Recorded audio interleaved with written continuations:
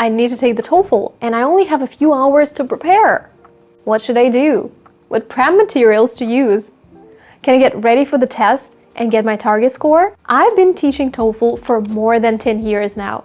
And before I started my career, I always thought that no student would consider preparing for the test in just a few hours, that they would take at least a week or a few days to prepare. However, in my teaching experience, I've met hundreds of such students. And now I'm no longer surprised, as it turned out that this situation is quite common. We all have hectic lifestyles these days, trying to balance work and family responsibilities. And if you want to be successful at both, you don't have much time for test preparation, especially if your English level is good. So this video is dedicated to those of you who only have 2 hours to study for the TOEFL test. I've tried to make this video as informative as possible, both for people who are completely new to the test and for those who have taken it before. We'll start by talking about the structure of the test and the scoring system. Then, we'll go over tips and tricks for each section in the order they appear on the test, and even do some of them together to make sure you feel confident on test day. So watch until the very end and you'll be equipped with everything you need to know about the test. It's important to understand though, that if you want to get a high score, but your English level is not up to par, just learning the tips and strategies won't help you. You need to work on your reading, listening, speaking, and writing skills, as well as expand your vocabulary. But to get the most of whatever level you currently have, you need to know how to approach the questions in the reading section, what to say and what not to say in the speaking section, how to organize your essays effectively, and what templates to use to get a high score. So, what do you do if your level is not very good?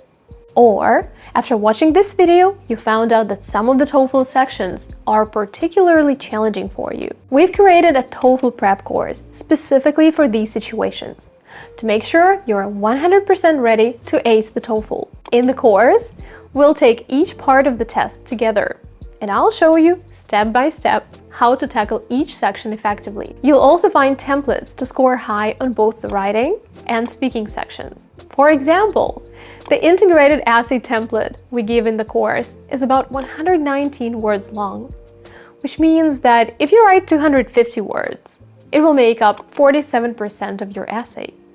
And if you write 300 words, to get the highest score, it will be about 40%. Another example, in the second and third questions of the speaking section, you should summarize the reading in no more than 15 seconds. And having a pre-memorized template will first guide you through your answer, second, ensure you stay on time, and finally, allow you to avoid pauses. You can also choose the Pro package to have your writing and speaking evaluated. I'll leave the link to the course in the description.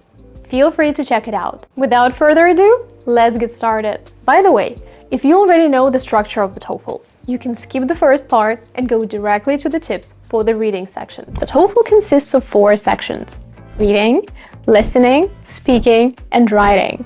In fact, you're lucky to be taking the test now because in July 2023, the TOEFL was significantly shortened to make it easier to take and will now take less than 2 hours to complete. The reading section consists of 2 passages, and you will have 10 questions after each passage. In the listening section, you'll hear 3 lectures and 2 conversations. The lectures are usually a little longer, about 3 to 5 minutes, while the conversations are usually about 3 minutes. You will be given 6 questions after each lecture and 5 questions after each conversation. There are only 4 questions in the speaking section.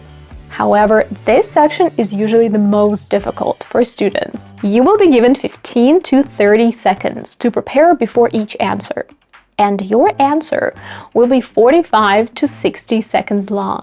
Finally, the writing section consists of 2 tasks.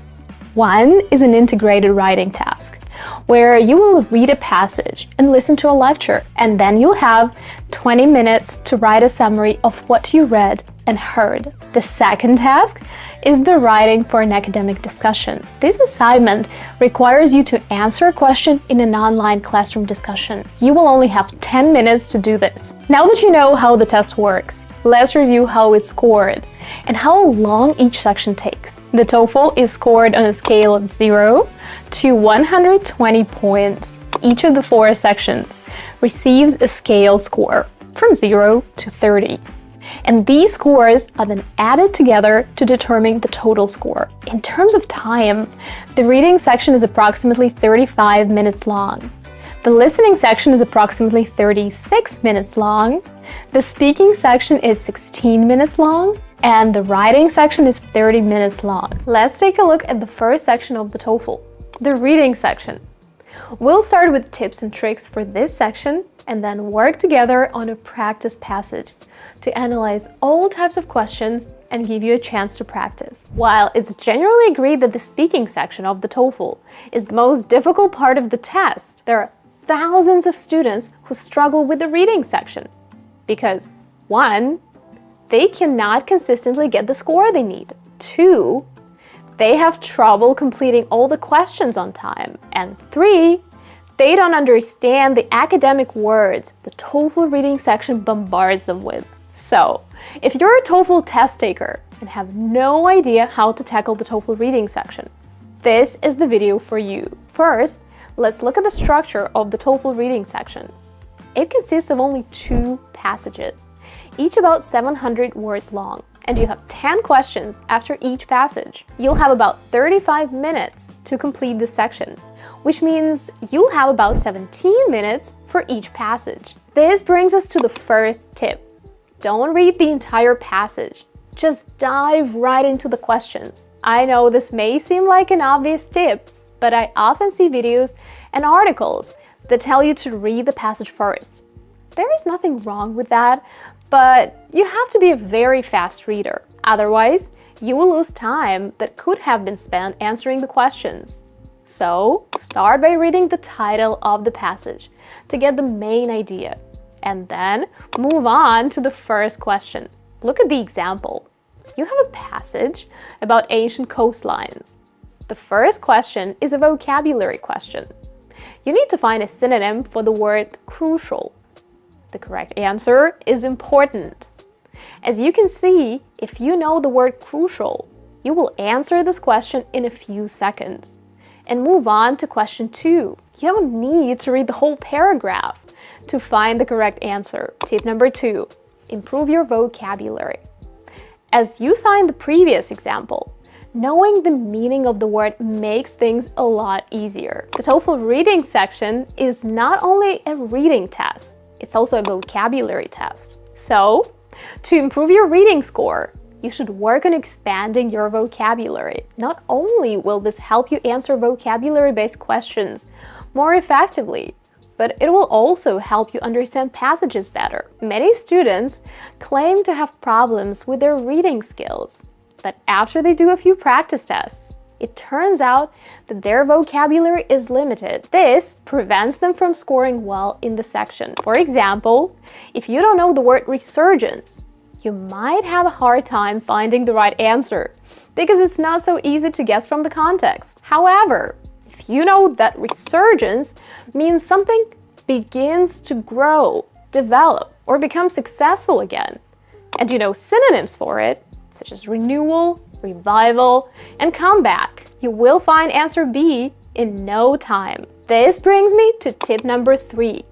Practice active reading. One of the most effective ways to expand your vocabulary, especially when it comes to academic vocabulary, is to read actively. There are 2 types of reading you can do.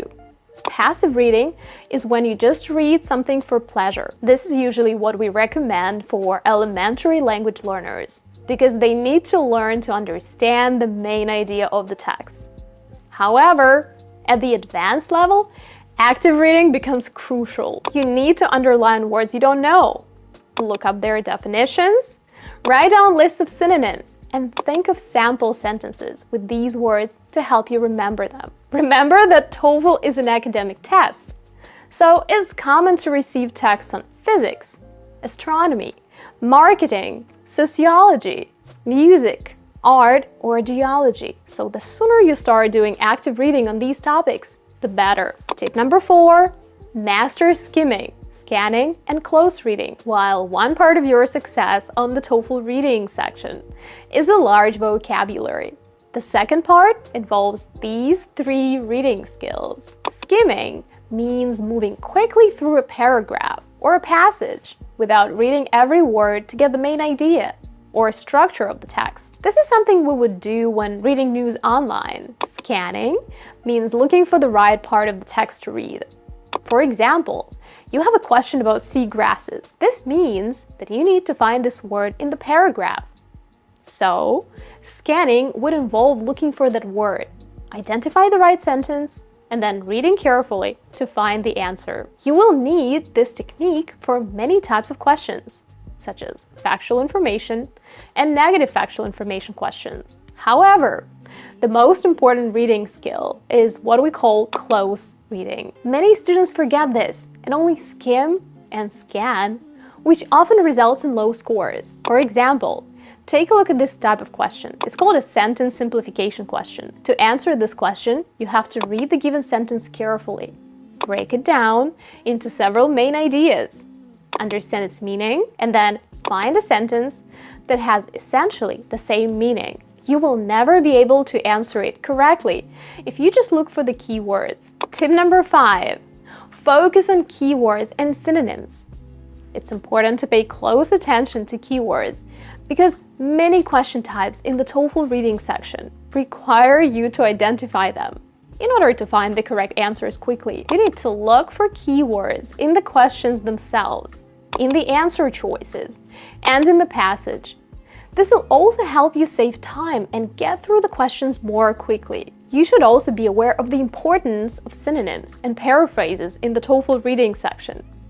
Some names, such as seagrass, are unlikely to change, while if your keywords are words like impact, decline, or importance, you should expect their synonyms or paraphrases. Tip number 6, time management. You have a limited amount of time to complete the entire section, so use your time wisely. Don't spend too much time on any one question. If you're not sure, mark it and come back to it later. Unlike the listening section, you can navigate freely between questions in this section.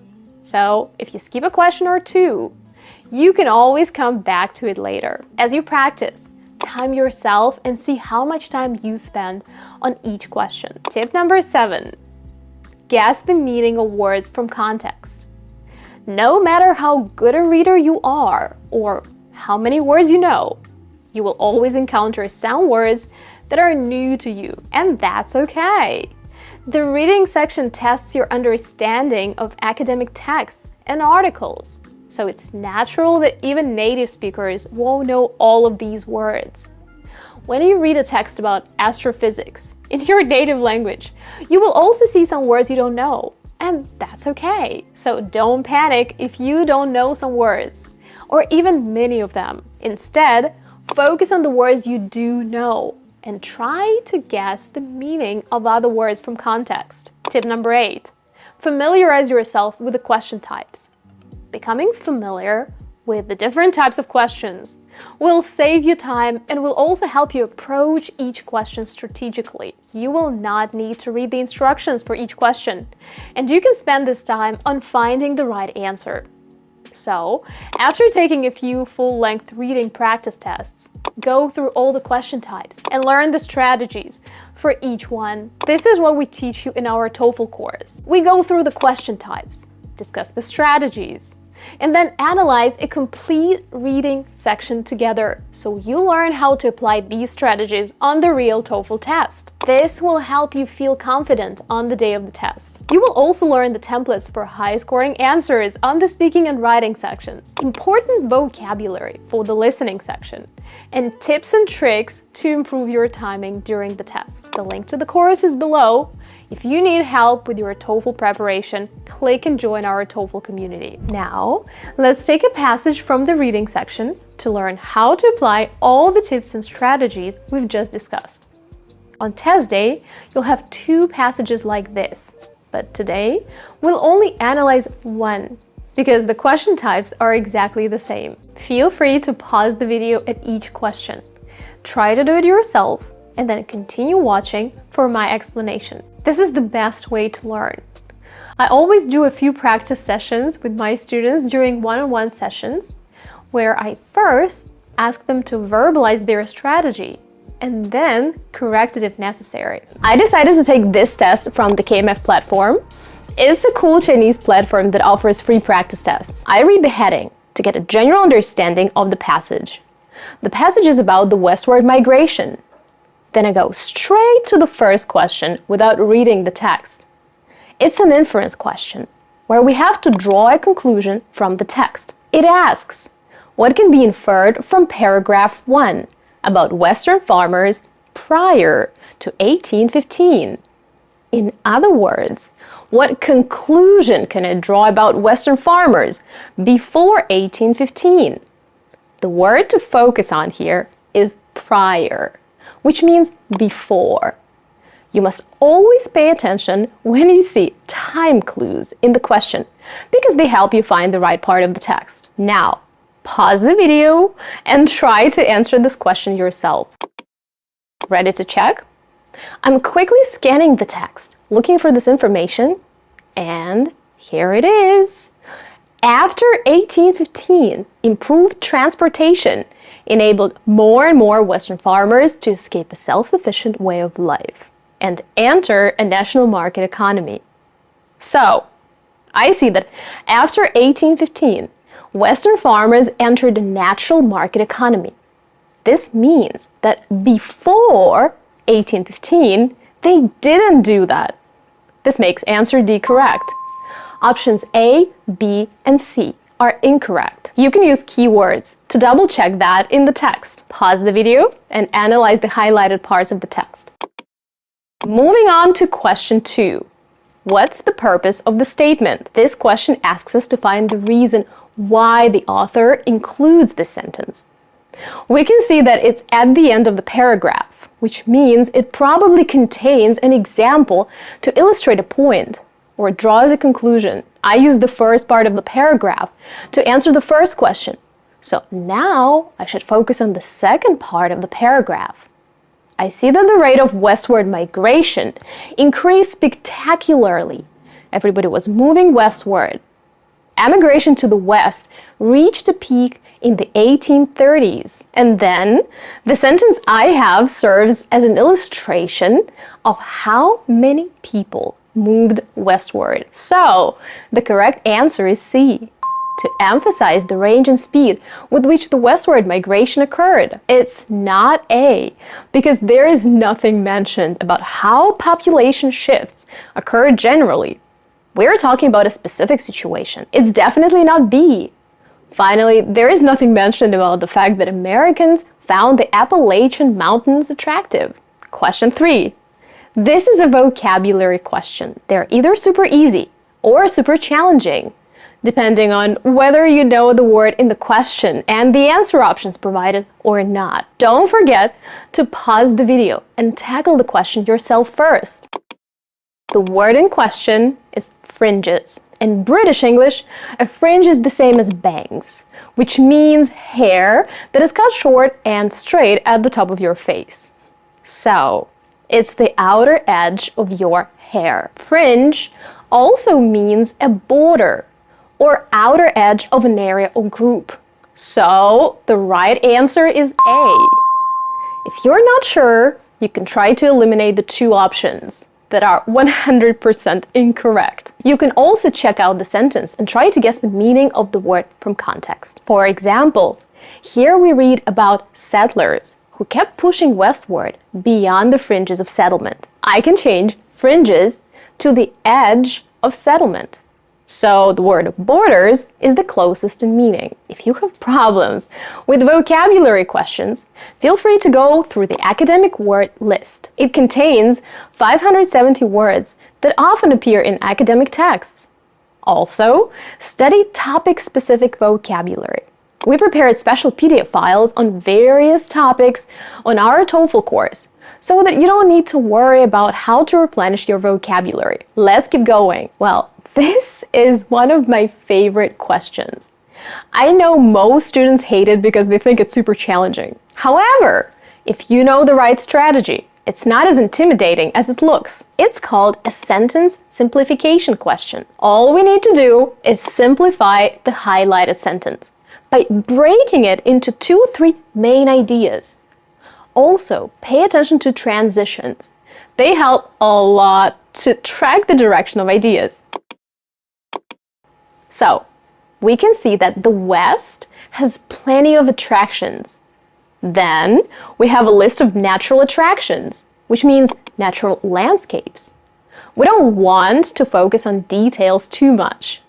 Then, we learned that they were tempting, which means appealing to New England farmers who had to work with rocky and sterile land, and to southeastern farmers who had problems with land. So, simply put, both New England farmers and southeastern farmers had problems with the land, which is why they found the land of the West attractive. Now that I've formulated the simplified version of the sentence, let's look at the answer options. The correct answer is B. The fertile soils of the West drew farmers from regions with barren soils. This sentence is the closest to the short summary of the sentence I just made. If you find this question challenging, start by eliminating 2 answer options that are clearly incorrect. They're usually easy to spot. In this case, you might have eliminated A and D because they simply don't mention farmers at all. Then choose between the remaining 2 options. You see, not as difficult as it may seem. It's all about approaching these questions mechanically and knowing what to do for each question type. Also, expand your academic vocabulary and read a lot of texts about biology, chemistry, astronomy, and so on. This will help you understand better. The next question is the factual information question. It asks us to find information that is given in the text. According to paragraph 3, what was the significance of the land law passed in 1820? So, I need to find the importance of the land law passed in 1820. For this question type, I recommend identifying the keywords in the question that will help you find the right part of the paragraph. Usually it's a sentence or 2. My keywords are land law and 1820. An important note. I already used the first sentence of this paragraph to answer the previous question, which is why most likely I won't need this sentence to answer this question. So I begin reading from the second sentence. I see that because of this law, a farm costs only $100. This is super cheap. Then I can see that the text starts talking about banks and loans, which is not what I'm interested in. If you want, you can still finish the remaining paragraph, just to be sure you're not missing any important information. However, it's not necessary here. Coming back to the answer options, I can see that B is the right answer. It provided farmland at an affordable price. $100 is very affordable. Great job! Let's keep going. Another vocabulary question. As you can see, this one is about proliferation, which again proves to me that I shouldn't have continued reading the text to answer the previous question. This is a very important tip. Questions on the TOEFL reading section usually go in order. So if you already used part of the text to answer one question, you are unlikely to need this part to answer the next question for the same paragraph. Proliferation means a rapid increase in the number or amount of something. We know synonyms such as growth, rapid increase, spread, and so on. So the right answer is A, growth. It's definitely not cooperation, importance, or success. Again, if you don't know this word, you should expand your academic vocabulary. Question 7 is another inference question.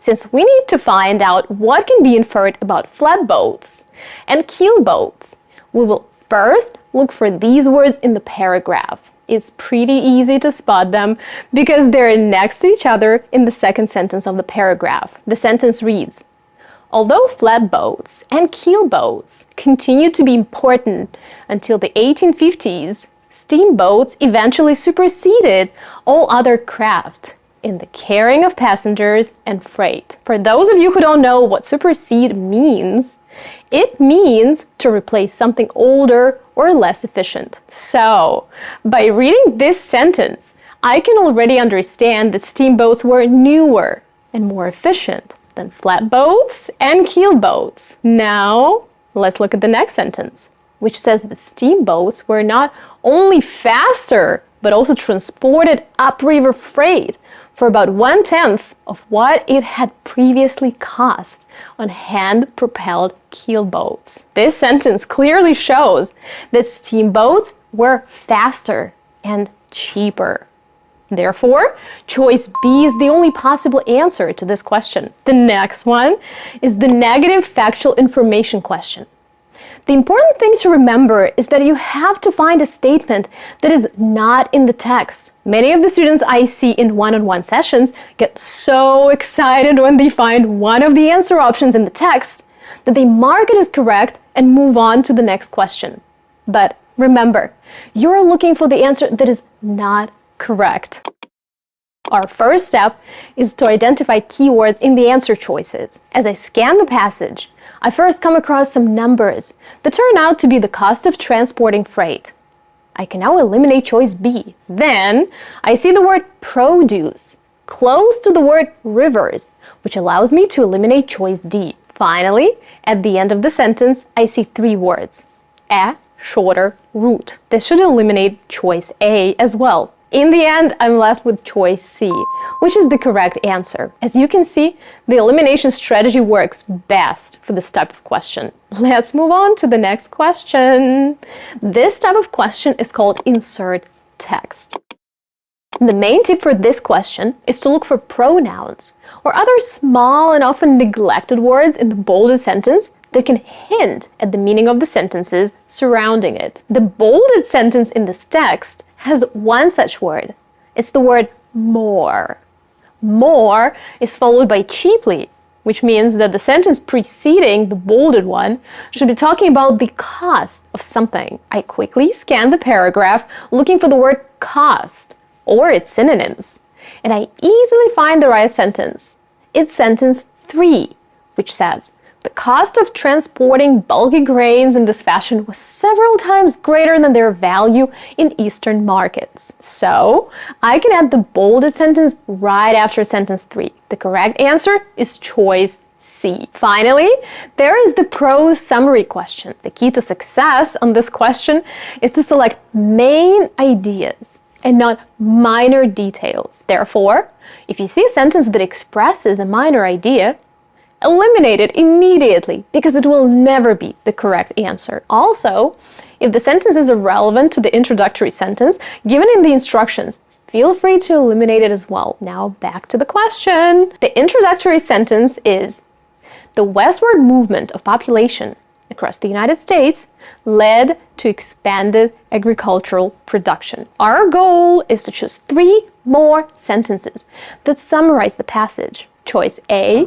seems general enough to be considered the main idea. Also, as you can see, it summarizes the second paragraph of the passage. You should already remember the information in the second paragraph from answering the previous questions. But if not, you should always review the passage to refresh your memory. Finally, choice A doesn't contradict the passage, which makes it a perfect candidate for our first correct answer. Choice B is also a general statement. It effectively summarizes the third paragraph by talking about both fertility and government policies. It doesn't contradict the text, so we have our second correct answer. Congratulations! Choice C is another general statement. It talks about how commercial farming was improved by some changes in land and water transportation. This sentence perfectly summarizes the last 2 paragraphs of the passage. I can't believe we got so lucky today. 3 correct answers in a row.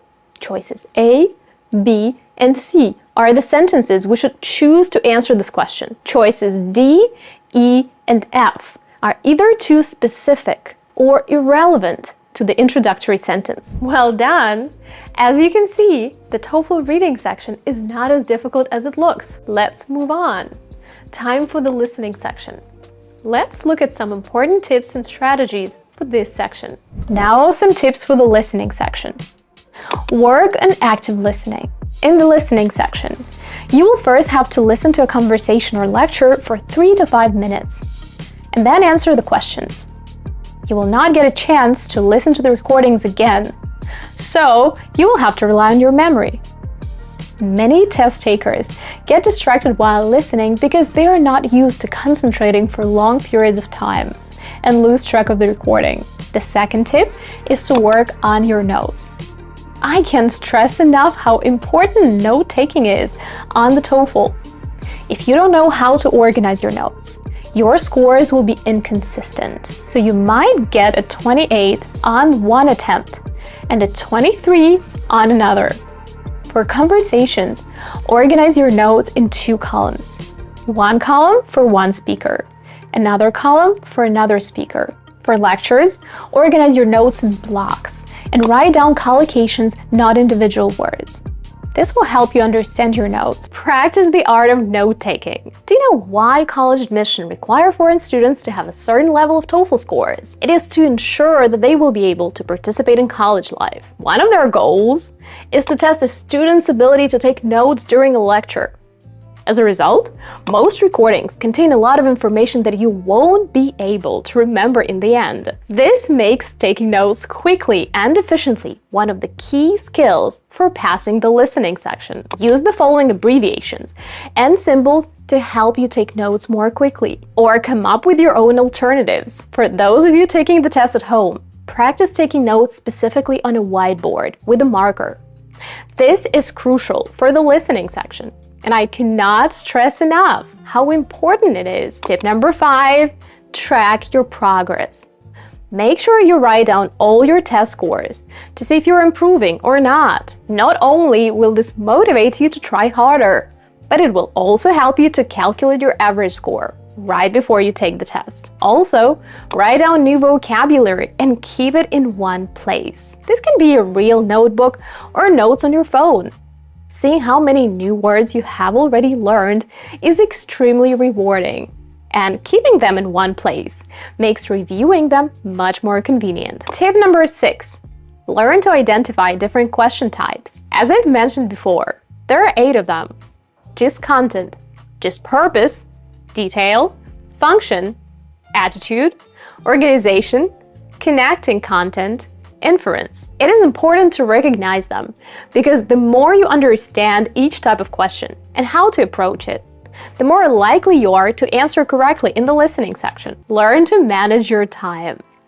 The TOEFL listening section consists of multiple choice questions, which often cause students to hesitate before choosing the right option. However, time is limited. According to the EDS website, the entire TOEFL listening test takes 36 minutes to complete and consists of 2 conversations and 3 lectures, with a total of 28 questions. Each conversation lasts 3 minutes, while each lecture lasts 3 to 5 minutes. Let's do the math. Your total listening time will be between 15 and 21 minutes, depending on the length of the lectures. This means that you'll have between 15 and 21 minutes to answer the questions. With a total of 28 questions, you'll have approximately 54 to 75 seconds per question. During this time, you should read the question and answer choices. Check your notes if necessary. Eliminate 2 incorrect answer choices and select the correct answer. As you practice, I recommend that you try to spend about 50 seconds on each question to learn to skim questions and their answer options. If you can't find the correct answer in that time, randomly choose the correct answer from the remaining 2 options and move on to the next question. Tip number 8. Don't take your eyes off the screen or off your notes. In fact, it is so easy to get distracted while listening, especially when it comes to lectures. To stay focused, don't take your eyes off the screen or off your notes. This sounds simple, but it's actually quite difficult to do, especially when you are stressed. Another way to stay focused is to take notes and listen for transitions and signal words, as they often tell you what is coming next. Tip number 9, analyze listening transcripts. To take notes effectively, you need to understand the structure of conversations and lectures.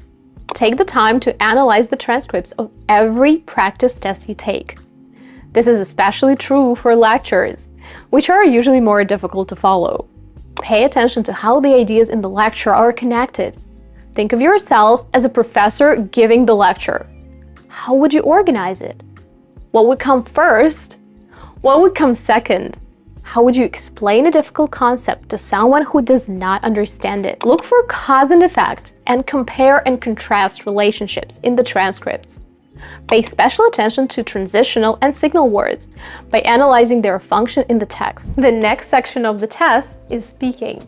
We'll first look at the most common tips, then analyze the first and most challenging question in more detail, and finally, do a full speaking test. Let's get started. One of the reasons why so many students struggle with the speaking section of the TOEFL is that, unlike the reading and listening sections, you cannot estimate your score for the section on your own. You need someone to listen to what you say, give you feedback, and tell you what you need to get a higher score. As part of the TOEFL prep course we created at LinguaTOEFL, I give consultations to students where I evaluate their speaking and writing responses. And what's interesting is that every single student I've had so far has repeated exactly the same mistakes, which usually results in them scoring 22 to 23 on the speaking section. And that's the typical score you're likely to get if you don't understand how the test works, regardless of your level of English. By the end of the consultation, however,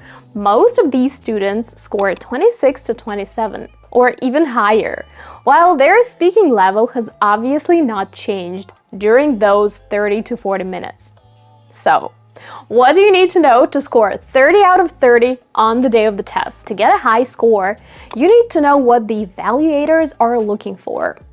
So the best way to succeed in this section is to know exactly what to say and what not to say. For example, some test takers only think about their grammar and vocabulary and completely ignore what they're saying. Others, on the other hand, do their best to give 2 reasons in type 1 question and start stuttering or making mistakes in order to finish on time. There are also those who think that they should give a broad summary of the reading in questions type 2 and 3, or those who think they should not summarize the reading at all. In any case, all these people will never score higher than 23.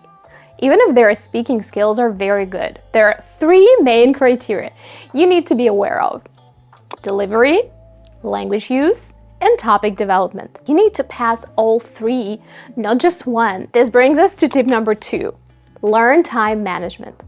The TOEFL speaking section is time sensitive, with only 4 questions to answer in 16 minutes. You have only 15 seconds to prepare for question 1 and 45 seconds to speak. And in those 45 seconds, you have to develop your opinion on a personal question and give reasons and examples for it. For example, you will be asked, do you agree or disagree with the statement that female and male university students should have separate residence halls? Now pause the video, give yourself 15 seconds to think about what to say, and try to give a detailed answer in 45 seconds, giving reasons and personal stories that would support your opinion. Not so easy, is it? So you need to practice managing your time effectively during your answers. Set a mental timer for each part of your answer so you don't get caught off guard. For example, your introductory sentence in question type 1 should be no longer than 5 seconds. Otherwise, you won't have time to go into detail. In type 2 and 3 questions, you have to read the text, then listen to a conversation and a lecture, and then summarize what you learned in 60 seconds. Again, you need to know that you should spend no more than 15 seconds summarizing the reading, and at least 40 seconds giving details from the listening. You cannot effectively stay within the time limit if you don't use templates. Small structures for all 4 of your responses will help you score well and organize your ideas clearly. So tip number 3, start the same way for each question type. Simplify your approach by using the same introductory phrase for each question type. This will reduce the stress of getting started and help you start with confidence. This is why we need effective templates. For example, let's say your question type 1 looks like this. Your degree requires that you should choose a history course. Which of the following courses would you prefer? Art history, 20th century world history, science history. You only have 15 seconds to think about what you're gonna say. So in order to start confidently, you need to have an idea of what you might say. Of course, you can try to improvise, or you can use a set phrase. I can say, if I had to choose, I would definitely opt for an art history course. This would show the examiner that I can use conditionals. If I had to choose, I would. That I know idiomatic vocabulary, opt for. And that I can successfully paraphrase the task instead of just reading it. Also, I won't freak out about what to say, because whenever I see a question like this, I already know what my introduction will be. It will also allow me to spend more time on my reasons and develop them better. Another example. In question type 2, you will usually read a campus announcement and then listen to a conversation between 2 students discussing the announcement. You have 30 seconds to prepare, which is not a lot. So, if there is a change being discussed, you can always start your answer by saying, the reading passage announces a change on campus. And then go on to summarize the reading. Imagine, you're stressed about what to say next, but you can confidently start with a memorized sentence. This will help you sound confident in what you say, which is important on test day, and give you motivation to continue with the rest of your answer. As you can see, templates are critical. Does that mean you cannot score high without a template? No, you absolutely can. But templates make your life a lot easier, increase your score, and help you prepare for the exam faster. The right time and place to study. Avoid studying when you're too tired, especially at night. You'll only waste time and not improve. Instead, find a time in the morning or afternoon when you can concentrate better. 10 minutes of focused practice is much more beneficial than an hour of idling around the questions. For example, what I usually do with my students during our consultations is take a list of type 1 questions and then practice them for about 10 minutes.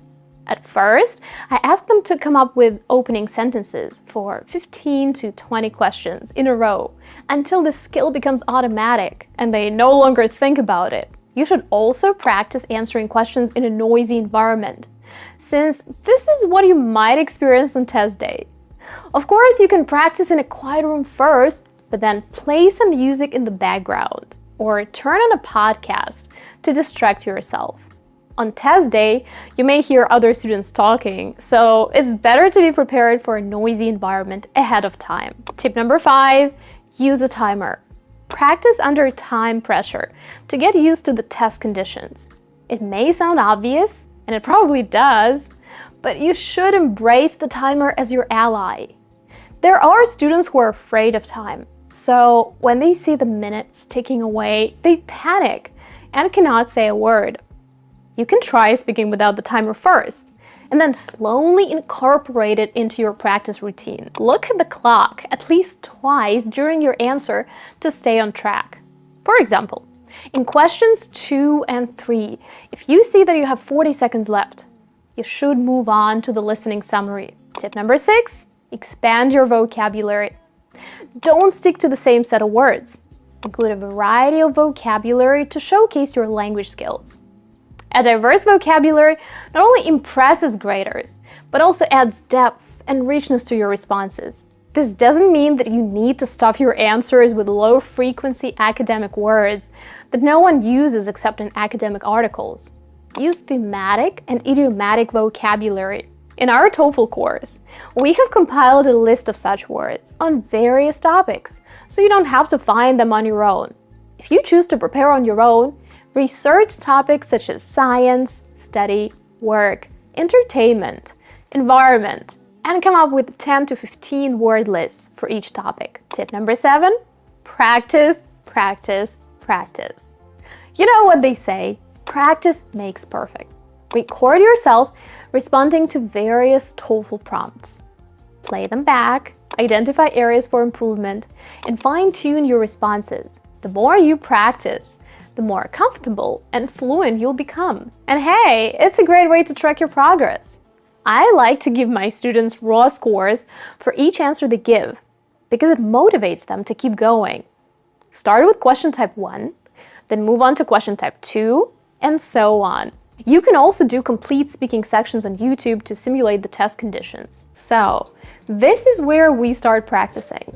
Let's talk about question 1 first. The speaking section is undoubtedly one of the most challenging sections of the TOEFL test. As a TOEFL teacher with over 10 years of experience, I've never seen a student who wasn't intimidated by this section, regardless of their level. And question 1 of the speaking section is the most intimidating. Imagine you have this prompt in front of you and only 15 seconds to prepare.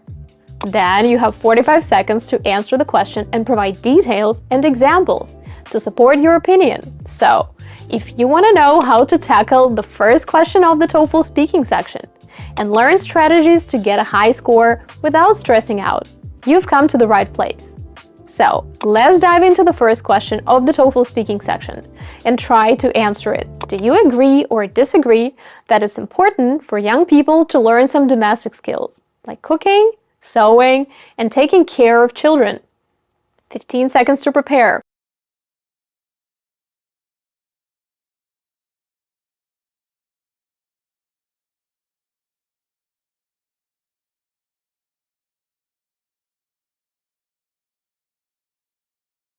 I agree that learning to do chores is key for young adults. First, it'll help you avoid lots of struggles in your adult life. I have many friends who started living on their own and had no idea how to cook. And they ended up eating out all the time, which wasn't healthy or cost-effective. Some of them would live mostly on fast food, while others chose cafes and restaurants. So either their health or their budget suffered. Besides, as an adult, you have so much more to think about rather than how to load the dishwasher or what detergent to use for your laundry. So, if you master all these skills while you're still relatively free of adult responsibilities, you'll thank yourself later. All right, we've answered the question. Now it's time for step 2. Let's quickly discuss the question itself. TOEFL speaking question 1 is often called the independent TOEFL speaking question, or the personal choice question. As you just saw, this question asks you to give your opinion on a given topic. There are 3 main types of independent speaking question. Most often, it asks you to agree or disagree with a given statement, like the question we just did. You can also see questions like this. Which one do you prefer? To buy the newly released e-product as soon as possible, or to wait for a while and then decide whether you want to buy it or not. Here they ask you to pick between 2 options. Or like this. Do you think it's important for parents to teach their kids to learn how to manage money? Use reasons and specific examples to support your opinion. Here, you need to talk about a hypothetical situation. In any case, your answer will be pretty much the same. You don't need to change the structure. Time for step 3, how your response is scored.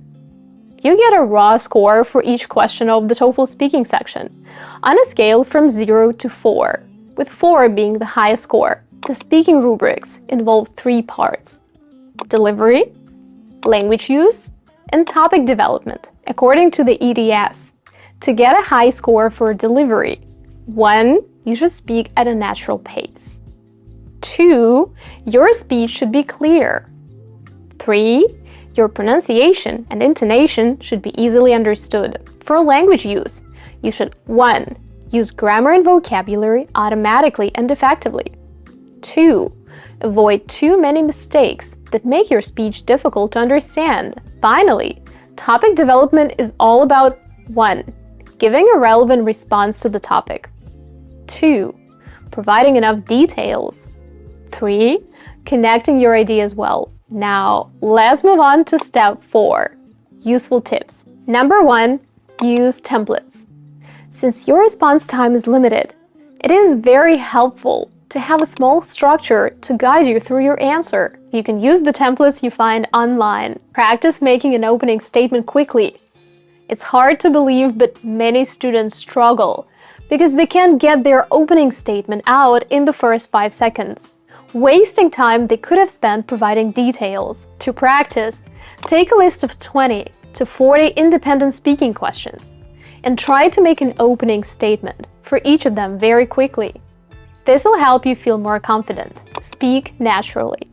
Many students lose points because they stop their answers with overly complex words, too many idioms, or advanced vocabulary. Instead, imagine you are speaking to a friend. Would you tell him or her, "My stance regarding this issue is that adolescents should educate themselves on the process of doing household chores"?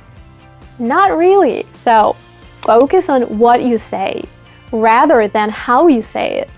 The only thing is, avoid repeating the same word too many times in your answer. 4. Don't spend too much time on your notes. You'll only have 15 seconds to prepare, so don't waste this time on writing down many things. If you want, write 1 or 2 reasons you'll give, not to forget them, but spend the remaining time thinking about what you'll say. 5. Don't be too formal in your answers. I see many students who say first and foremost, second of all, in conclusion. You don't need that. Your answer should be natural sounding. 6. Don't be afraid to make mistakes. You can get a perfect score even if you make several mistakes. The important thing is that they shouldn't interfere with the meaning. For example, if you say to be good in something instead of to be good at something, the listener will still be able to understand. Of course, if you have too many mistakes, it will affect your score. But don't worry too much if you make 2 to 4 minor slips. I have so many students who think only about grammar, and once they make a mistake, they are like, "Oh no, I failed. I cannot continue speaking." And they start stumbling and stuttering and don't finish their answer. Believe me, this is much worse for your overall score. Also, don't be afraid of making some pauses. Actually, it's impossible to speak without making pauses. The important thing is that these pauses have to be content-related, not vocabulary or grammar-related. So, imagine you say a sentence like this. "Well, the thing I like the most is my phone." That's okay. However, if you say something like this, "Well, the thing I like most is my phone," that's not okay, because the examiner will see that you either do not remember some word or you cannot use grammar freely. The next tip, don't give 3 reasons for your opinion. This way, you won't have time to expand your ideas. So, give 2 reasons. This will give you much more time to explain why you think this way. If you have problems coming up with 2 reasons, just give 1, but make sure to make a detailed example. A lot of students try giving 3 reasons, and because of that, they don't have enough time to expand on them, and will lose points for topic development. Alright, as you can see, the independent speaking question is not as intimidating as it first seems. My final advice for those who want to improve is, first, stop being afraid. This is the game changer. If you are all tense and stressed out, you'll likely end up failing this question. Relax and remember that even if you say something on a completely different topic but speak well, you'll still get points for delivery, language use, and even part of the topic development. 2. Practice speaking consistently for 45 seconds or more, and don't allow yourself to stop in the middle. When we practice together, most of my students go like this. To me, it's a no-brainer that it's better to study online. No, I can't do it. I don't know what to say. If you don't know what to say something. For example, honestly, I have no idea whether it's better to study online or in a traditional classroom setting. I've never even thought about it as this is completely irrelevant for me. Thinking about it now, my guess would be that probably it's way better to study online. And so on. Continue speaking until the 45 seconds are off.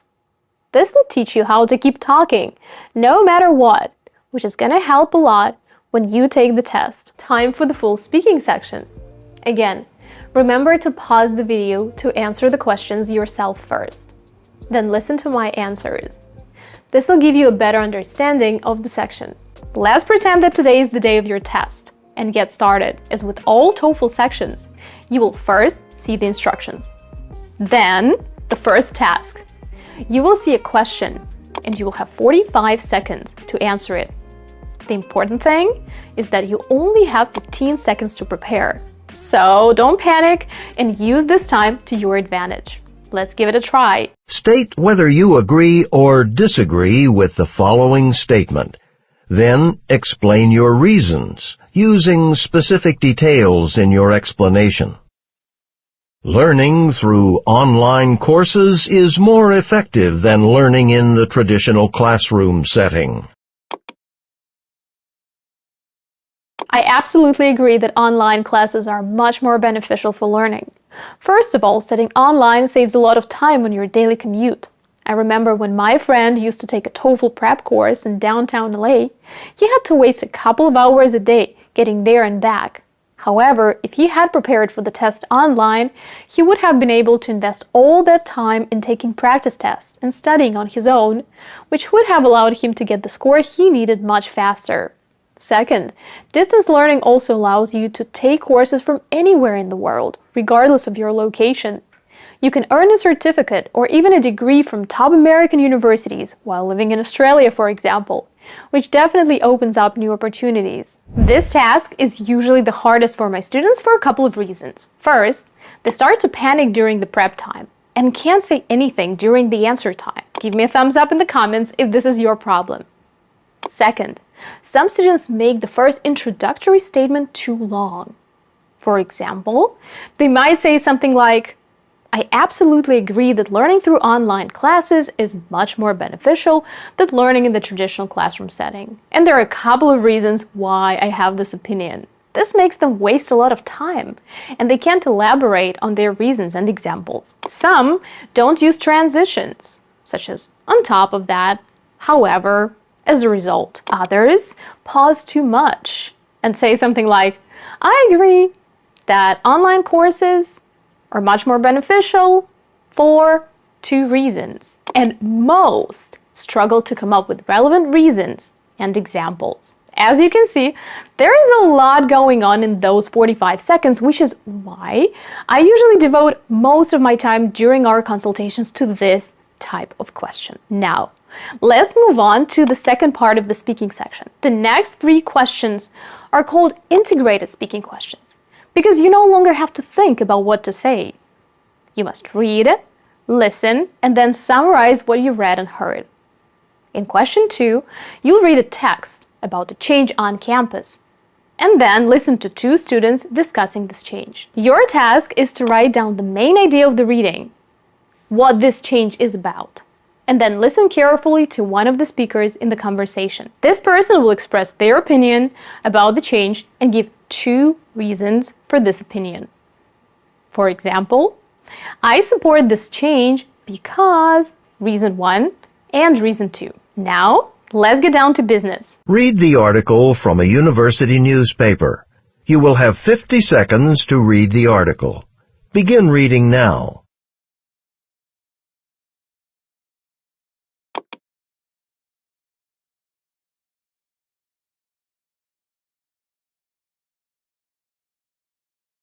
Now listen to a conversation between 2 students. Hey, Sue, did you see this article? Yeah, I did. I don't think that's a very good idea. Really? You don't think it's a safety hazard, like they said? No, at least not during the day. I'm pretty sure both of those accidents happened at night when it's harder to see cyclists. They didn't say that in the article. Oh, that does make a difference. Sure it does. Maybe at night, with low visibility, there's a safety hazard. But I don't think there's any danger in the daytime, which is when most people need to move around and get to classes. Yeah, that makes sense. Besides, it's such a big campus. If they do this, it's going to be really hard to get around. Well, we can always take the bus, I guess. But the buses only run once an hour. That's true. They're not very convenient. No, not at all. If people have to take the bus, we'll end up sitting around waiting for the next one all the time, and we're all too busy to waste our time doing that.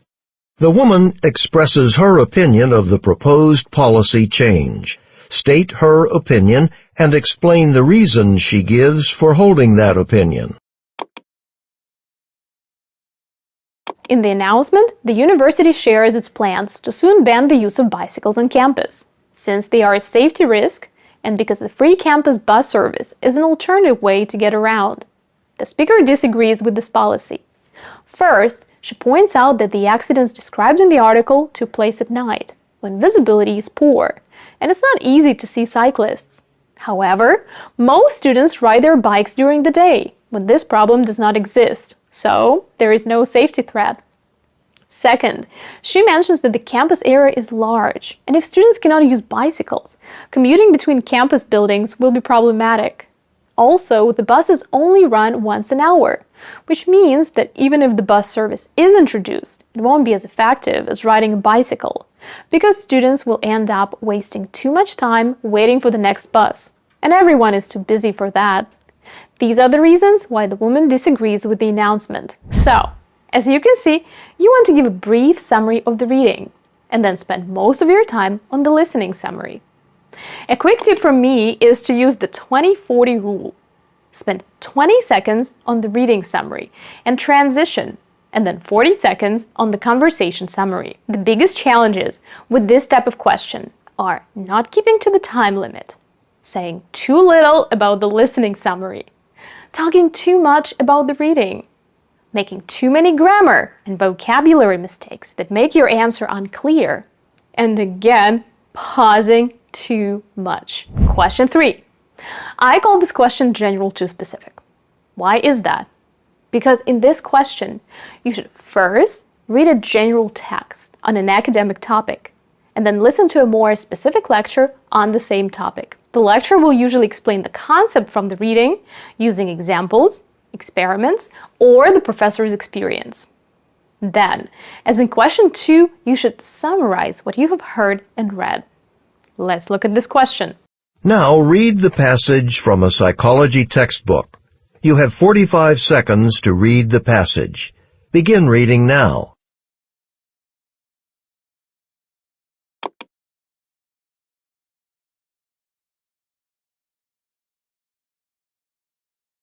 Now listen to part of a lecture on the topic in a psychology class. This happens all the time with kids in schools. Say there's a little boy or girl who's just starting school. Well, they're not really used to the rules about proper behavior for a classroom. So at the beginning they might, interrupt the teacher, walk around the classroom when they're supposed to be sitting down. Just misbehaving in general. Okay, but what happens? Well, the teacher gets angry with them when they act this way. They might get punished. They have to sit at their desks when everyone else is allowed to go outside and play. And they certainly don't like that. Soon, they'll learn that this kind of behavior gets them in trouble. They'll also learn that when they raise their hand to talk to the teacher and sit quietly and pay attention during class, they're rewarded. The teacher tells them she's proud of them and maybe puts little happy face stickers on their homework. Now that their behavior gets a good reaction from the teacher, the kids learn to always act this way in class and not behave the way they used to. Using the example from the lecture, explain what behavior modification is and how it works. The reading passage is about behavior modification, which is when we change the way we behave after learning about the consequences of our actions. The professor delves deeper into the subject by using the example of children just starting school. He says that at first, kids don't know how to behave in class and may interrupt the teacher, walk around the classroom, or misbehave in some other way. However, after seeing the teacher get angry with them and maybe even punish them for this sort of behavior, like making them sit at their desks while other children play outside, the little ones realize that bad behavior will result in negative consequences for them. On the contrary, when they behave well, such as raising their hands to speak or sitting quietly and paying attention in class, children are rewarded with praise from the teacher or happy face stickers on their homework, which motivates them to behave that way in class and avoid bad behavior. Well, how was that? As you can see, this question can be challenging for people who have trouble summarizing things quickly and effectively. A typical situation I see with my students is that a person starts talking and either does not include some relevant details or tries to say too much and runs out of time. A little tip from me: use complex and compound sentences. They always help to get the same message across, but in a much shorter and more concise way. If you feel this is a bit too challenging for you, don't worry. These questions may seem difficult at first, but with a little practice, you'll be able to crack them like nuts. Last but not least, question 4. For this question, you only have 20 seconds to prepare, and the same 60 seconds to speak as in question 3. This is because you don't have to read the text. You just listen to a lecture. It usually starts with the professor talking about some topic or issue, and then you will hear 2 examples that will illustrate this concept. For example, 2 types of mammals, or 2 marketing strategies. So your job is just to listen carefully, take notes, and then summarize. Let's give it a shot. Listen to part of a lecture in a business class. If a consumer has to choose between 2 products, what determines the choice? Assume that someone, a purchaser, is choosing between 2 products that cost the same, okay? If people have a choice between 2 identically priced products, which one will they choose? They choose the one they think is of higher quality, of course. But what does it mean for a product to be a high-quality product? Well, business analysts usually speak of 2 major factors of quality. One factor is reliability, and the other is what we call features. So reliability. What's reliability? Well, a product is reliable if it works the way we expect it to work, if it can go a reasonable amount of time without needing repairs. If a product, a car for example, doesn't work the way it should and needs repairs too soon, we say it's unreliable. So product reliability means basically the absence of defects or problems that you weren't expecting. It used to be that when people thought about product quality, they thought mainly about reliability. Today, it's different. People do still care about reliability, don't get me wrong. It's just that manufacturing standards are now so high that, we'll take cars for example, today. Today's cars are very reliable. So reliability is important, but it's not going to be the deciding factor. So if reliability isn't the deciding factor anymore, what is? Features. All those extras. The things a product has that aren't really necessary, but that make it easier to use or that make it cool. For example, new cars today are loaded with features like electric windows, sunroofs, air conditioning, stereos, and so forth. When people are comparing products today, they look at features because reliability is pretty much equal across the board. And that's why manufacturers include so many features in their products. Using points and examples from the lecture, explain the 2 major factors of product quality and how their role in consumer decision-making has changed.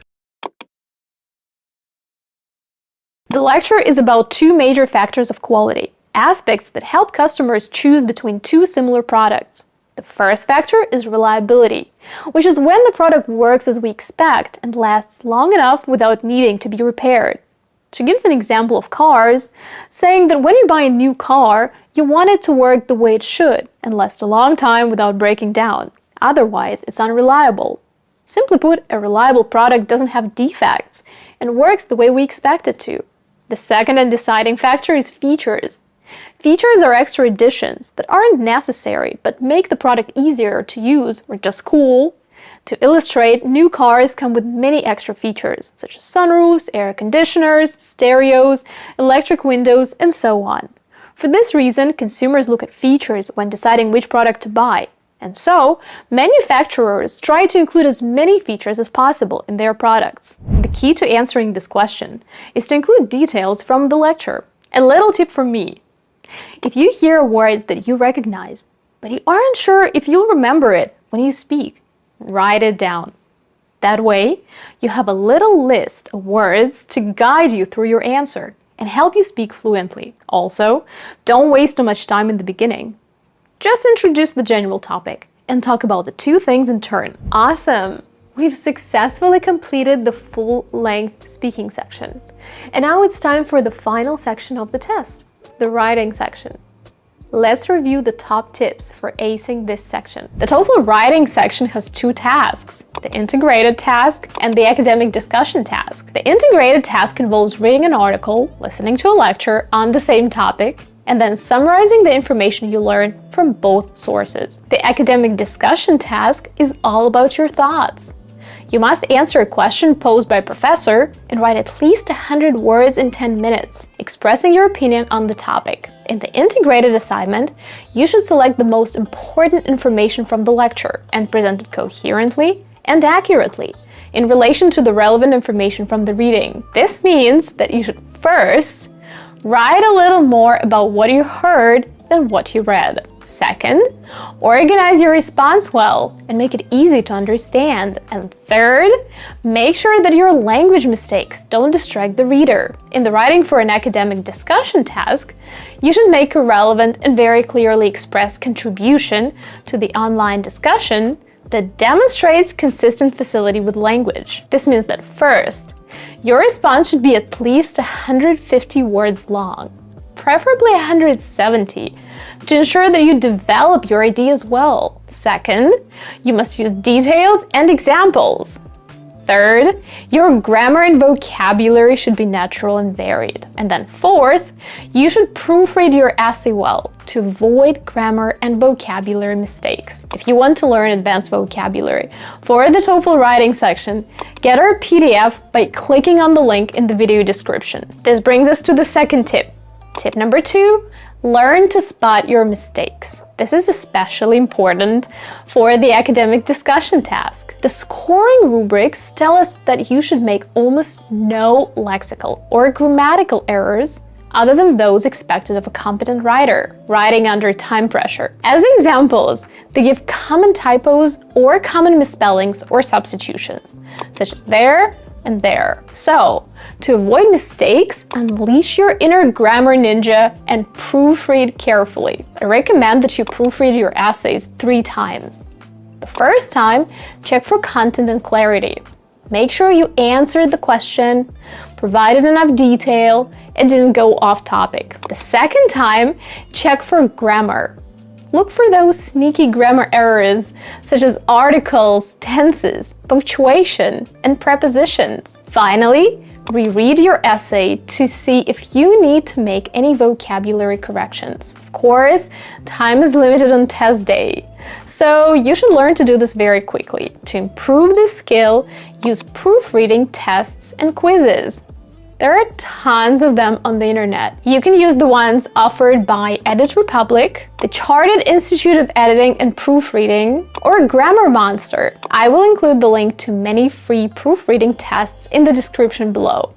This is a definite game changer. Like I said, time management is key. So, tip number 3 is stick to the clock. You may be able to write 30 out of 30 essays if you're preparing at home without a time limit. But if you only have 10 or 20 minutes to write something, everything changes. So, pace yourself and plan your time carefully. Spend a few minutes thinking about what you're going to write.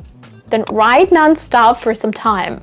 And spend the rest of the time proofreading what you've written. Proofreading is always easier than writing from scratch. So start writing as soon as you outline your essay. and make corrections as necessary. Tip number 4, improve your typing skills. You can practice on the Fast Fingers website, which will also improve your spelling. This is especially important since there will be no grammar checkers on the day of the test, and you'll want to be prepared. Tip number 5 is not to overuse linking words. While they are important and help you connect your ideas, stuffing too many of them into your essay can make it feel unnatural. We'll talk about how to use linking words effectively in the writing section in a few minutes. Tip number 6, learn collocations, not individual words. Part of the writing criteria is that you demonstrate precise and idiomatic word choice. Writing effectively and naturally depends on your ability to write in chunks. Imagine that you need to use the verb to address in your essay. Are you likely to use it correctly if you only know its definition? Maybe yes, maybe no. But if you know collocations, like to address the problem or to address the issue, you'll have a better chance of using them naturally. For example, the government is implementing new policies to address the problem of pollution in urban areas. Feel free to use the Scale language learning engine, which provides sample sentences, a word chart with common collocations, and synonyms for any word or phrase you'd like to learn. Tip number 7, don't be afraid to make grammar mistakes. Yes, I know I just said that grammar is important and that you should learn to spot grammar errors in your essays. But that shouldn't be your main focus. In my one-on-one sessions, I see many students who only think about grammar accuracy and forget or don't have time to think about anything else. You should know that even though the ETS says that you should have almost no lexical or grammatical errors in your essays, the maximum score sample essays they provide us with have quite a lot of errors. When I was preparing updated lectures on the new writing test for our TOEFL course, I checked the ETS sample essays. And I have to tell you that there were more than 5 mistakes in each short essay. We analyzed all of them in our writing module. For the integrated essays, grammar mistakes are even less important. This assignment is about showing that you can read, listen, and summarize academic information effectively.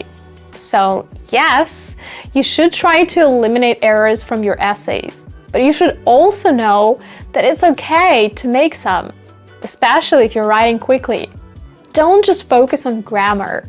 Think about vocabulary and, most importantly, the content of your essays. Tip number 8, use templates. As with the speaking section, your writing will be much easier if you use templates. For example, the template for the integrated essay in our TOEFL course is 119 words long. If your essay is 200 words, that's about 60% of your essay. If you write 250 words, the template will be 47% of the essay, which is still about half. It also gives you the structure, so you don't have to worry about the order of the information. All you need to do to write a successful integrated essay is to follow the template and take effective notes while listening to the lecture. Tip number 9, don't write a conclusion. This is another important thing to keep in mind. Many students think that they need to have a conclusion.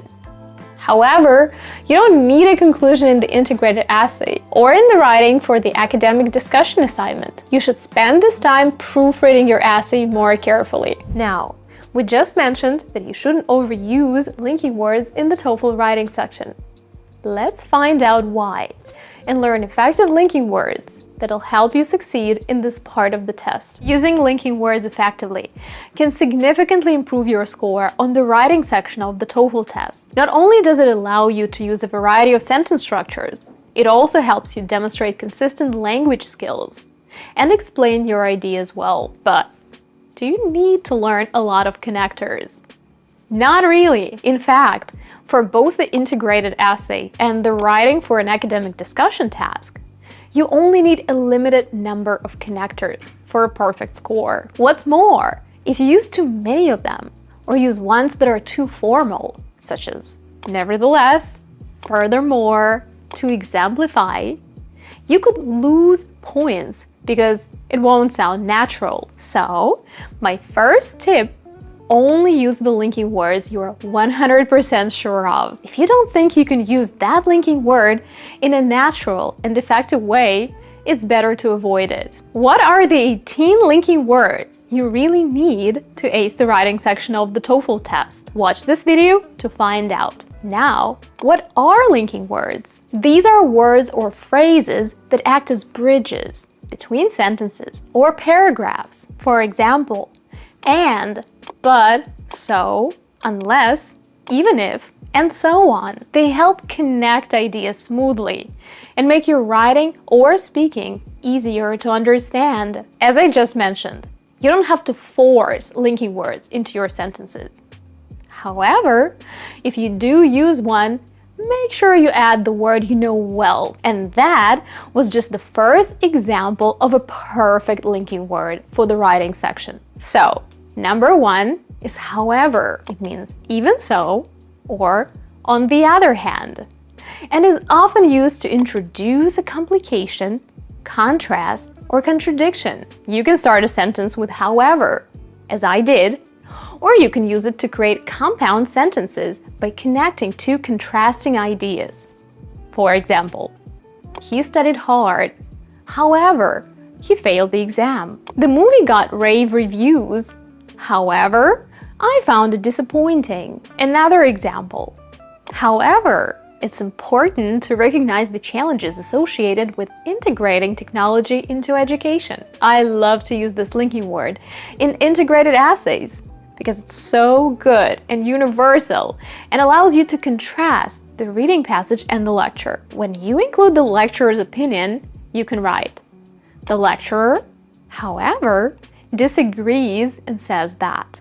For example, intelligence has nothing to do with star navigation. If I'm writing a post about the negative aspects of smartphones, I might write something like this. In today's fast-paced society, technological advances have revolutionized various aspects of human life, increasing convenience and connectivity. Smartphones, for example, have become ubiquitous tools for communication and access to information. However, while these innovations offer numerous benefits, they also present challenges that society must address. For those who don't know, the word ubiquitous means everywhere.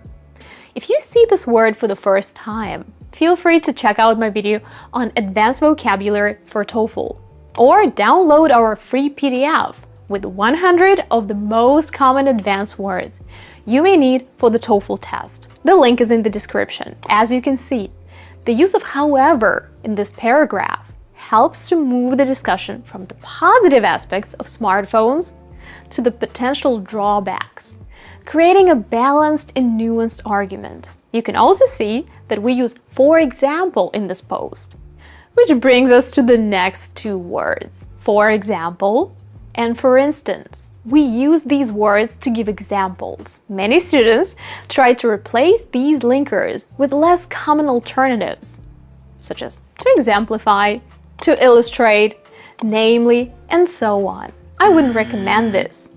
First, you might use them incorrectly and lose points. Second, they're a bit too formal for the kind of writing we do on the TOEFL test. You can start a sentence with for example or for instance, or use them in the middle of a sentence. Many countries have begun to address the problem of pollution.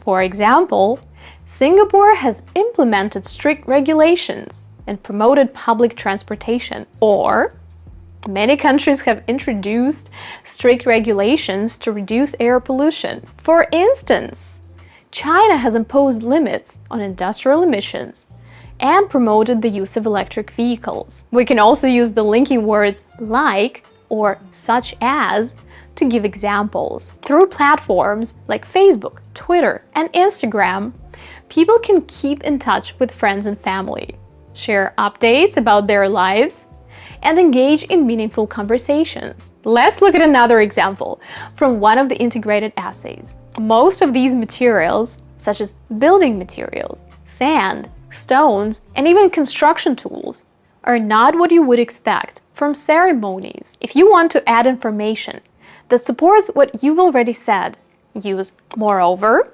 or in addition. For example, let's say I'm discussing the benefits of technology in education. As I write about it, I can use moreover or in addition to add new points. Online courses and educational platforms give students from all backgrounds access to high-quality learning materials and instruction. In addition, digital resources such as ebooks, educational applications, and online tutorials provide supplemental support for students, allowing them to deepen their understanding of complex concepts at their own pace. Or, in addition, technology has transformed the classroom environment, making learning more interactive and engaging. I could go on and on about the benefits and add, moreover, technology has empowered educators to personalize learning experiences to meet the needs of individual students. Another thing we often need when writing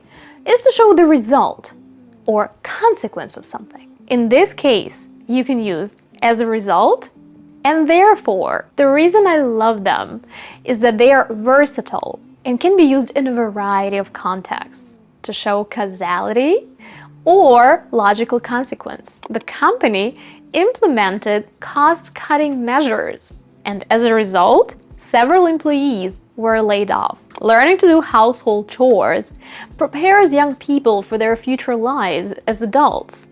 Therefore, those who were taught to do housework as children will find it easier to transition to independent life when they start living on their own. The next few words are although, while, and even though. These subordinate conjunctions allow us to create complex sentences that are so helpful in the writing section, especially when you need to say a lot of things in a short and concise way. We use these conjunctions to introduce a subordinate clause that contains a statement that contrasts with the main clause statement. My absolute favorite of these three is while, because it's so universal and easy to use in both writing and speaking. Let's look at some examples. An example from an integrated essay.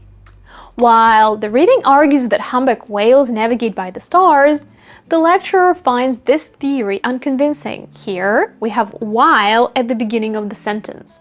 We can also put it in the middle of the sentence.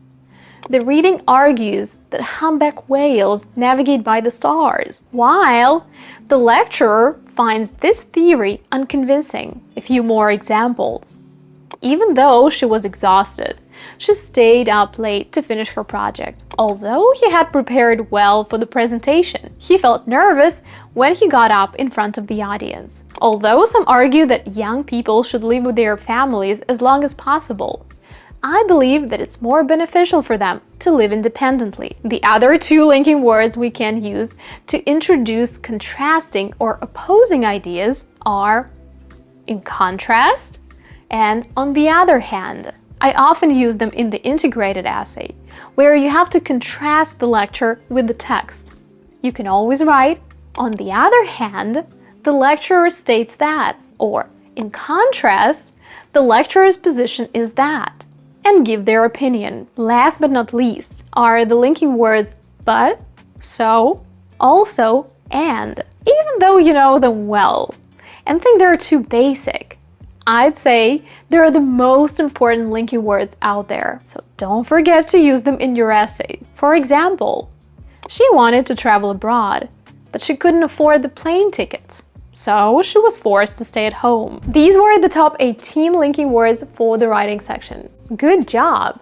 Now that we've finished talking about the structure of the test, let's wrap up this lesson by talking about important vocabulary. If I were asked, what's the most important thing you can do to succeed on the TOEFL? I'd definitely say it's to expand your vocabulary. The more words you know, the easier it will be for you to do well on each section of the test. In the reading and listening sections, knowing more words will help you understand better, which will give you a chance to answer more questions correctly. A large vocabulary will also help you speak more fluently in the speaking section. You won't have to pause to decide which word to use. You'll also be able to get more detail from the text and audio materials for the integrated speaking questions. Finally, I think you'll agree that knowing specialized and advanced vocabulary will also help you in the writing section. Now, the next question is, what words should I learn? Number 1, campus vocabulary.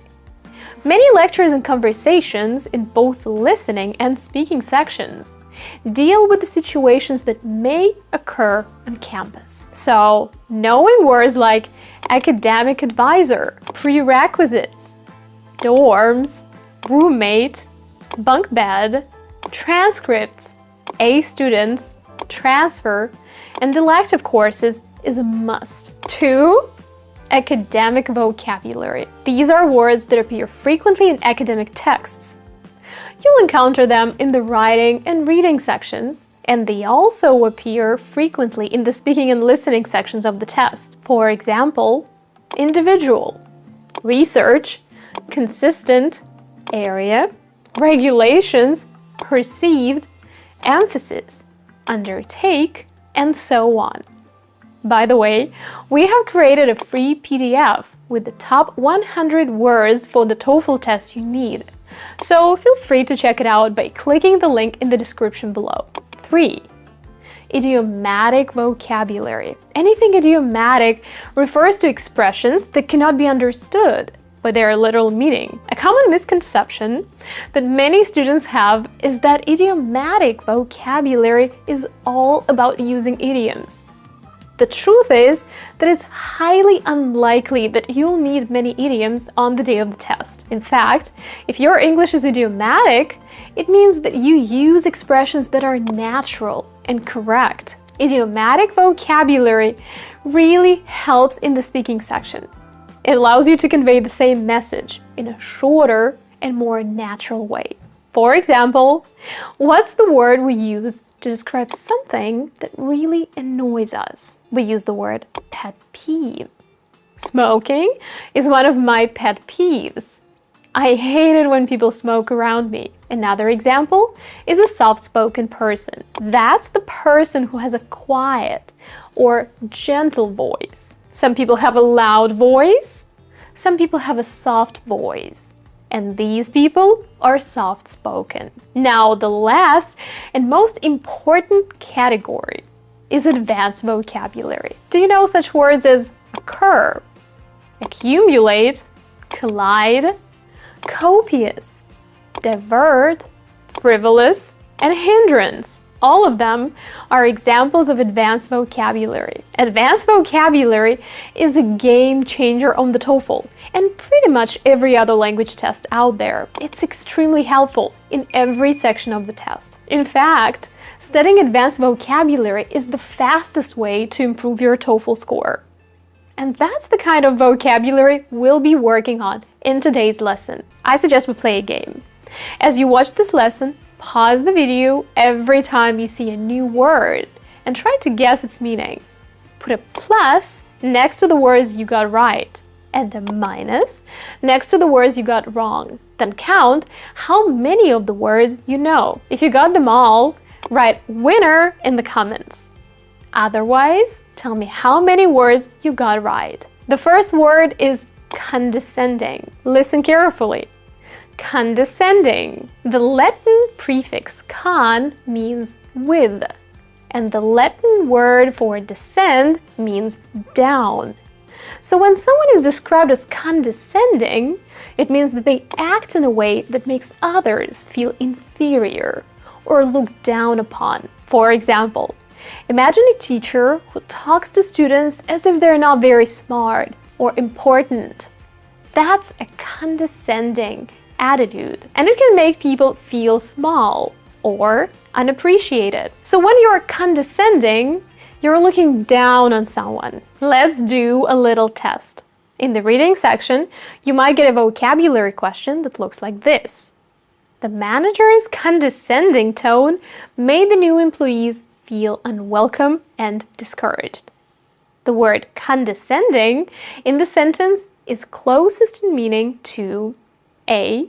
Deplorable, B. Deceptive, C. Haughty, and D. Blessed. The correct answer is C. Haughty. Write it down. condescending, haughty, arrogant.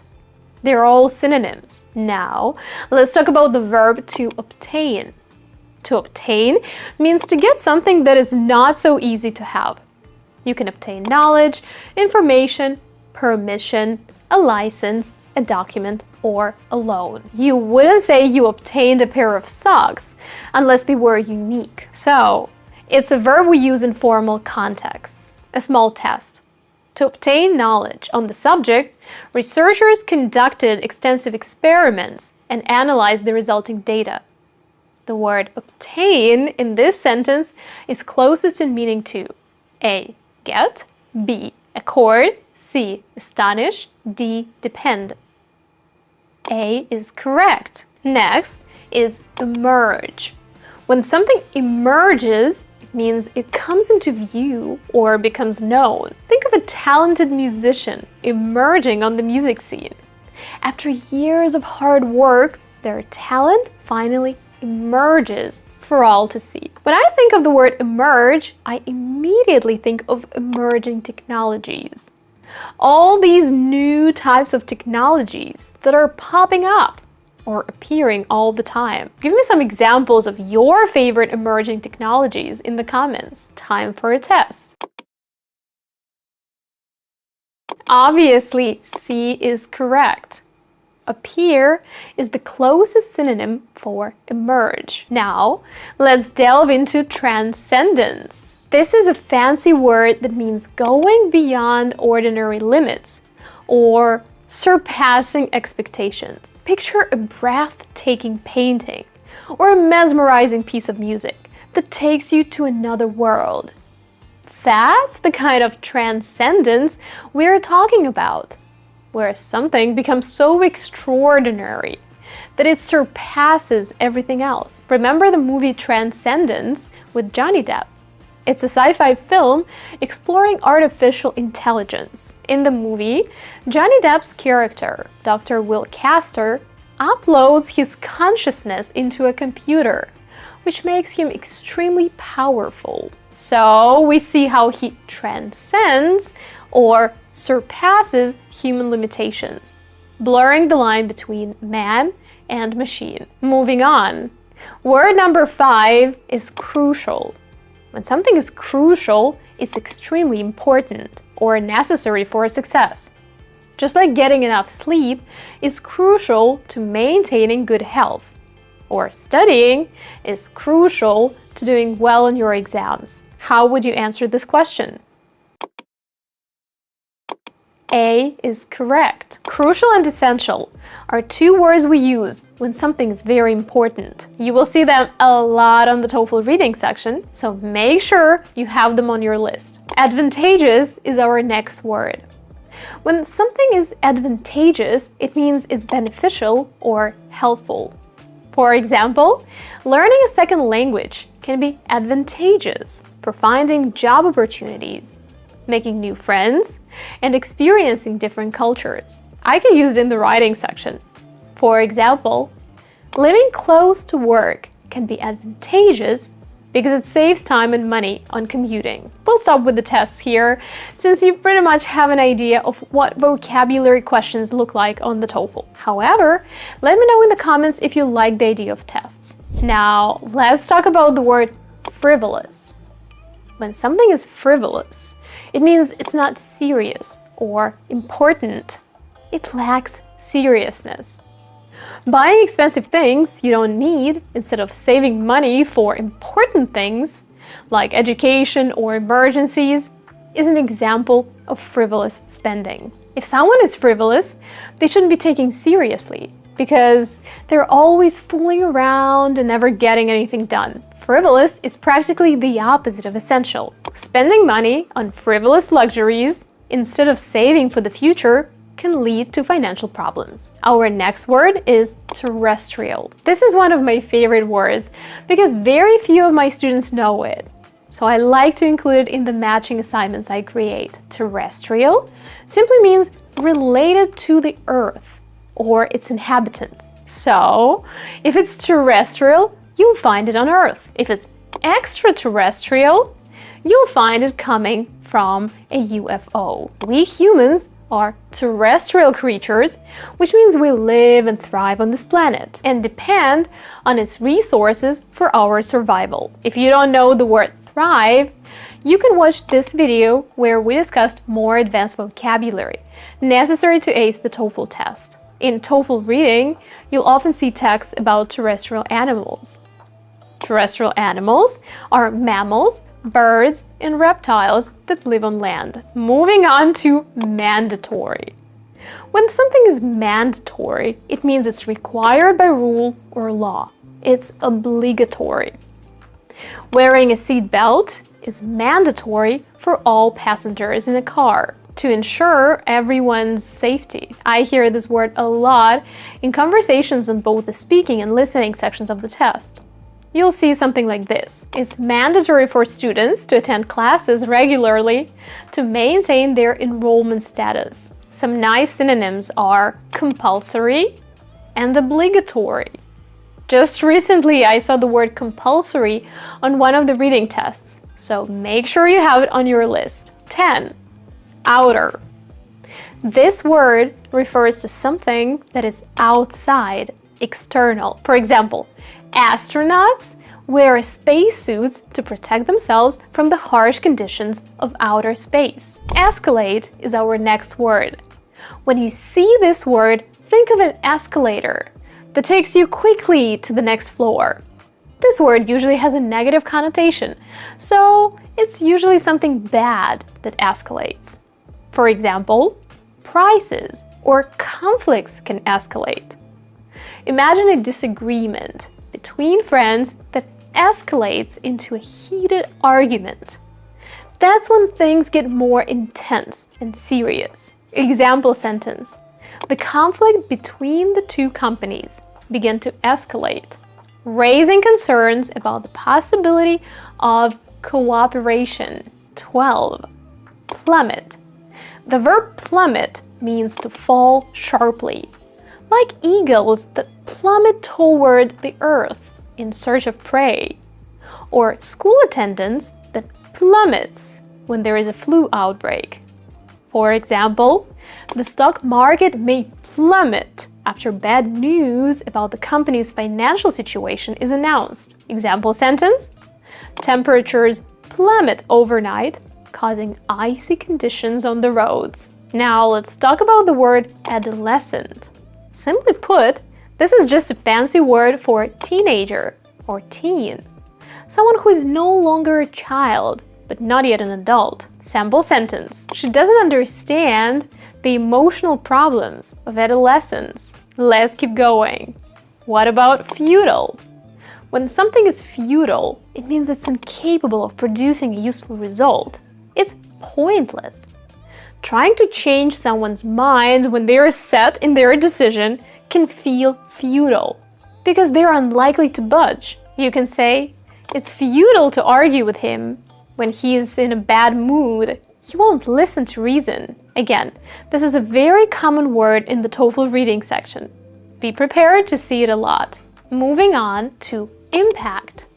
This word can be used as either a verb, to impact, or a noun, impact. It refers to the effect or influence of one thing on another.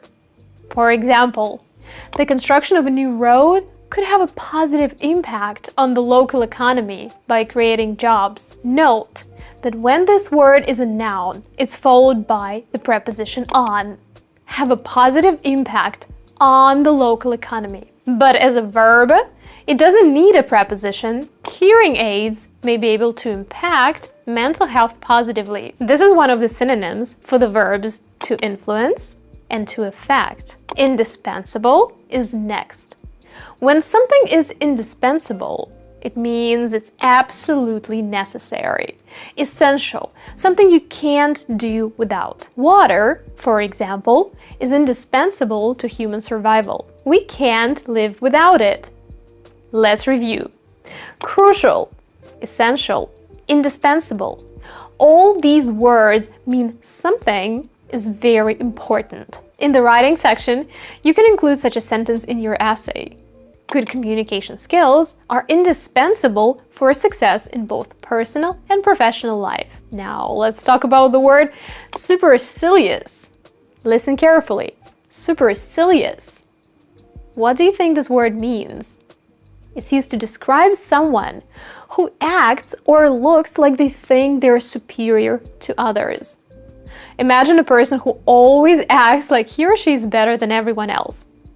That's a supercilious attitude. Her supercilious attitude made it difficult for her to make friends. A quick vocabulary test for this word. Be careful when answering.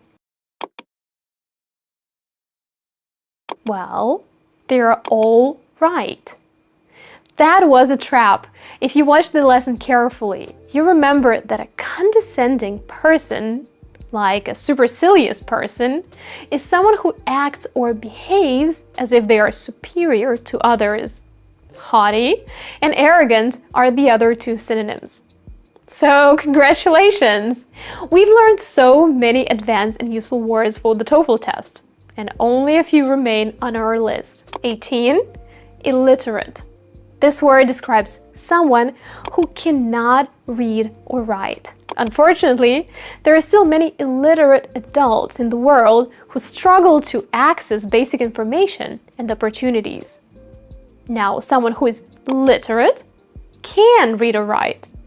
Literate, illiterate. 19. Scarcity. This word refers to a lack of something, a shortage. For example, scarcity of food and water can lead to famine and drought in certain regions of the world. If there is a cupcake scarcity in your kitchen, there are very few cupcakes around, and you're not sure if any are coming anytime soon. The two most common synonyms are shortage and lack. The most common collocation is scarcity of resources. For example, in the TOEFL reading texts, you might see a sentence like this. Scarcity of resources in the desert region forced nomadic tribes to migrate in search of water. Finally, number 20 is deteriorate. Deteriorate. This is another super popular word for the TOEFL test, and you see it practically everywhere. When something deteriorates, it means it gets worse over time. For example, if you don't take care of your things, like a bicycle or a toy, they can deteriorate and break down.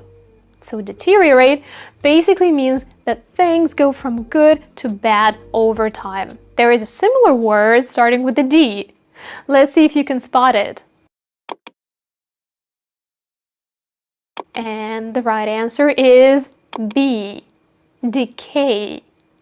Deteriorate, decay, get worse are all synonymous. We've come to the end of our video. Thanks for watching.